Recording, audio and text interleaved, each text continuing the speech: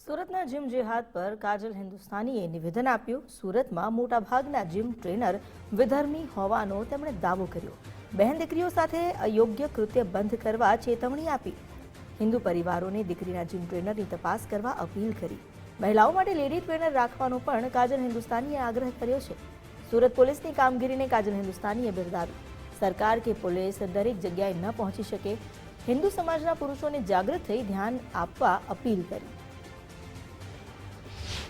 લગભગ બધા જીમોમાં આવું થાય છે। મેક્સિમમ જીમ્સમાં જીમ ટ્રેનર મુસલમાન છે।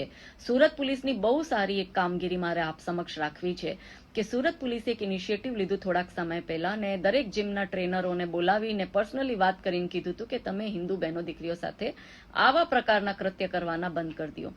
હવે જે ગુજરાતનું પુરુષ સમાજ છે એ સમસ્ત હિન્દુ પુરુષોને કેવું છે કે આપના પરિવારની બહેનો દીકરીઓ જીમમાં જાય છે તો કયા જીમમાં જાય છે, અહીંયા કયો ટ્રેનર છે, તમે પોતે નજરે જઈને જો તે જીમમાં 100% હિન્દુ એમ્પ્લોઈઝ છે અને હિન્દુ લેડી ટ્રેનર છે તો લેડી ટ્રેનર પાસે જ તમારા ઘરના પરિવારના બહેનો દીકરીઓ જાય એ તમારે સુનિશ્ચિત કરવું પડશે। દરેક જગ્યાએ સરકાર કે પોલીસ નહીં પહોંચી શકે, દરેક જગ્યાએ અમારા જેવા કાર્યકર્તા બી ન પહોંચી શકે।